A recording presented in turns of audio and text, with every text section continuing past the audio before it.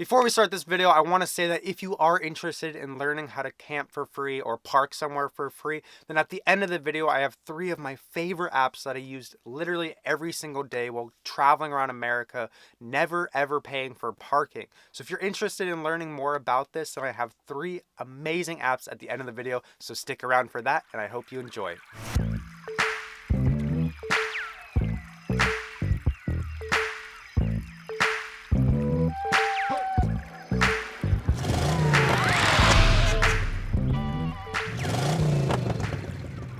Good morning, travelers. Welcome back to the 4Earth Show. My name is Philip Murillo, and it is so good to see your beautiful, smiling faces once again. Today, we are talking about 5 of the best places that I found to free camp, never ever paying for camping. I made it a priority while traveling all around America in my RV to never pay for a camping site, and I made this very, very much a reality. In today's video, we talk about 5 of my favorite free overnight parking spots for cars, RVs, trailers, motorhomes, or trucks. And this video is not just for those RVlife, Vanlife people, but for anyone taking a road trip. Maybe you're traveling for work, maybe you're just taking a solo road trip, or maybe you're just going camping for the weekend. So let's get into it and start with my very favorite place to camp for free, and that is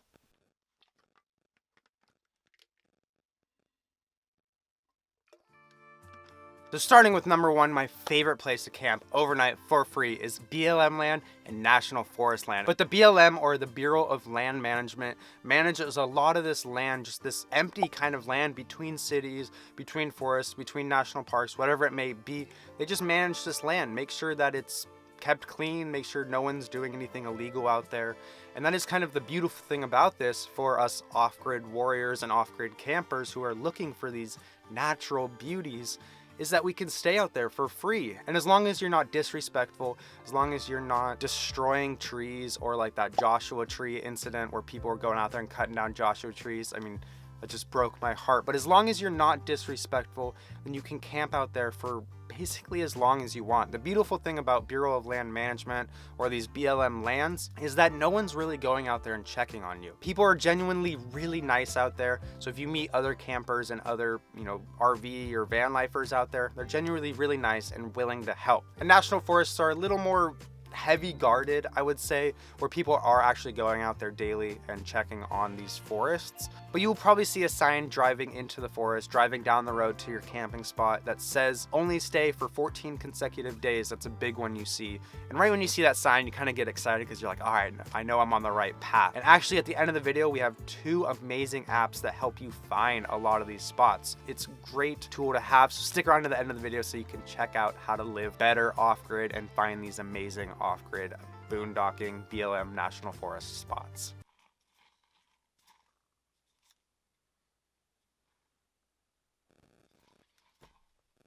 All right, the second one, and this is probably one most people know about, but maybe don't know about as a free camping spot or a free overnight place to park, and that is rest stops.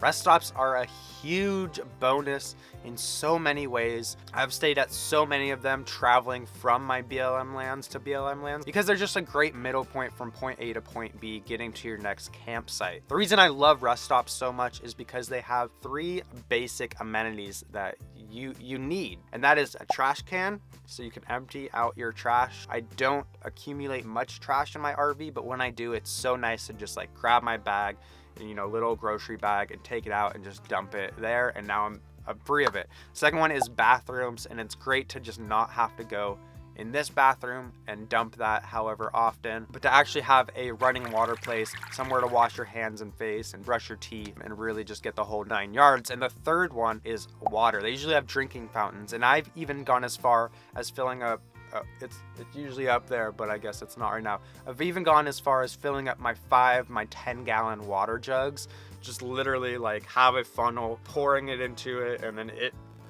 going to whatever's on the ground. And I've even gone as far as filling up these and taking, half an hour to fill up my 10-gallon water jugs from these water fountains. But it is worth it. It is worth it to know that I am going to have water at my next off-grid living space.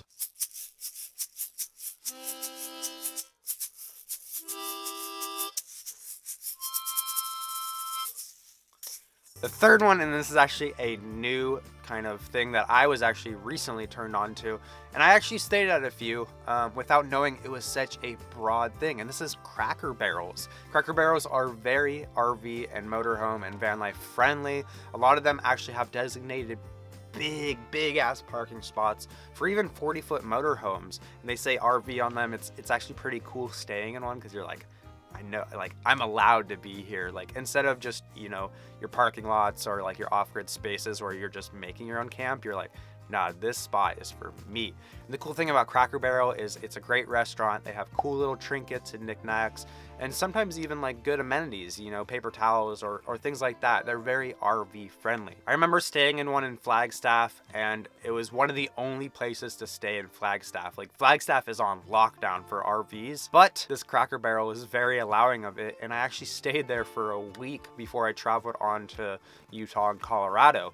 And it was so beautiful because, like, I'd come there every night, make dinner, go to sleep, and then wake up early in the morning, head to Whole Foods or Starbucks, get coffee, and just start working on my computer for that week. So it was actually really nice staying at Cracker Barrels. Sometimes I'd come back, you know, buy some coffee from them, buy a little trinket or buy some food. And they were just very sweet there. So Flagstaff, Cracker Barrel, if you are watching, which I don't know why you would be, but thank you so much. You have an amazing story, you have amazing staff, and I love you. And on to number 4.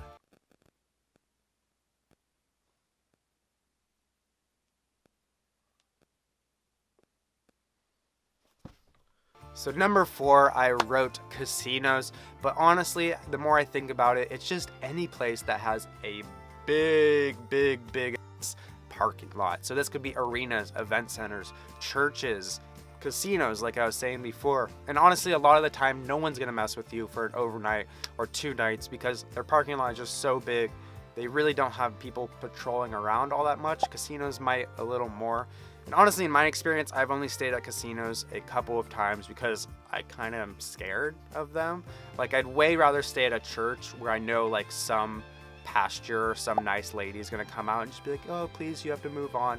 But a casino, like, I imagine a big dude just like pounding on my door being like, get out of here. So I'm a little more scared to stay at casinos, but like, as I do more research and I talk to more of my like RV van life friends, then I realize casinos are a great just like parking spot for an overnight area. And a lot of the times, if you just come in late at night and just leave first thing in the morning, no one's gonna stop you because no one's really there. And if you really are worried, again, go talk to management, or even just like go buy something, and that'll probably be a little more incentive for you to stay there. I think the nice thing about casinos, rather than like churches and arenas, is that they assume you're gonna come in and maybe gamble a little bit, spend some money, buy some food. But any place with a big parking lot will probably allow you to stay overnight. For you road trippers that are just taking, you know, 2-week-long road trips and sleeping in the back of your car, then big parking lots, casinos, churches, arenas, event centers are a great place to stay.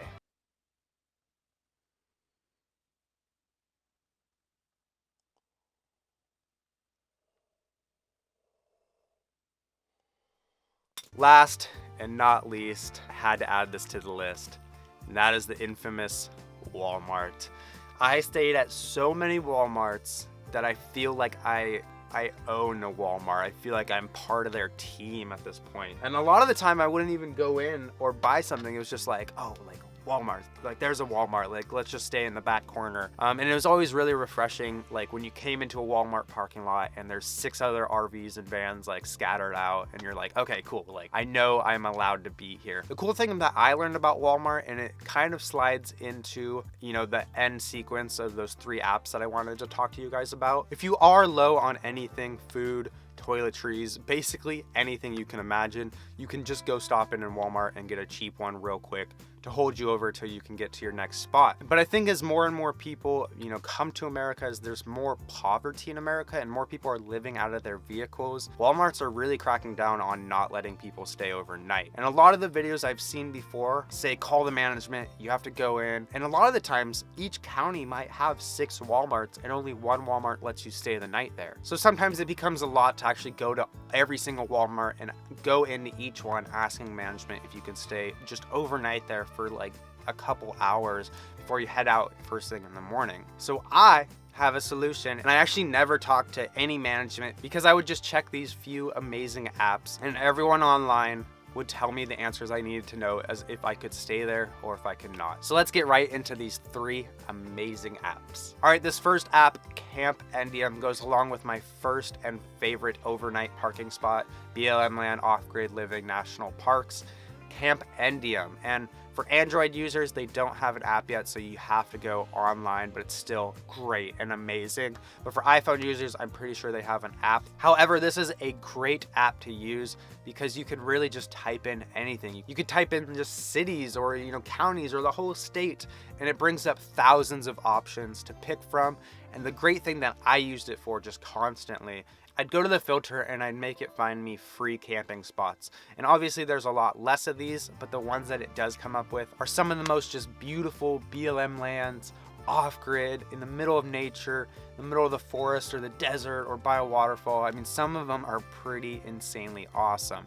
By the way, this is not a sponsored video, but Camp Endium, if you want to sponsor me, man, I love your app.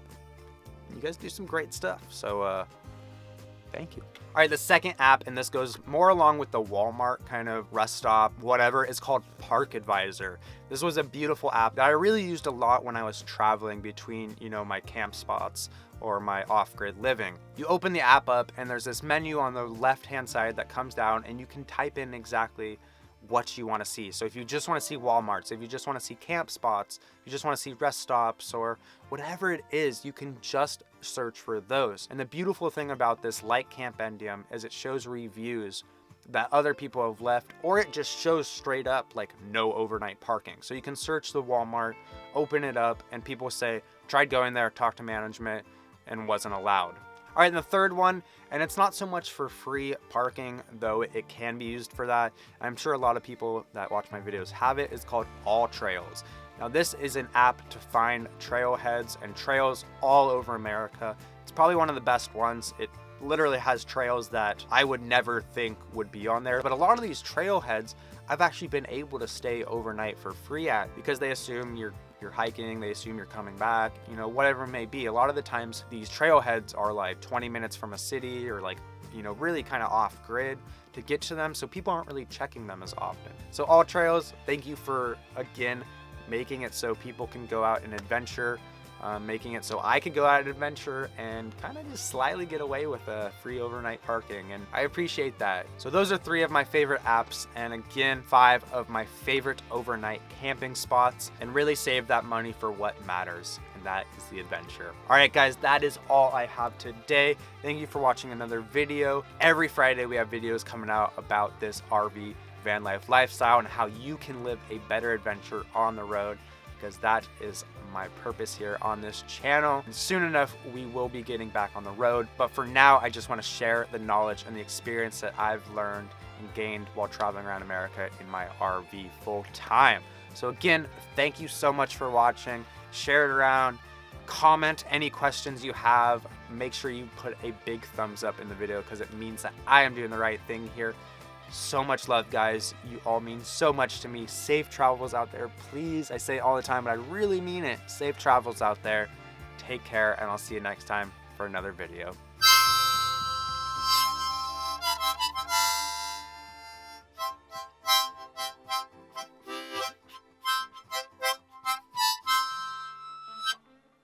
Peace, guys.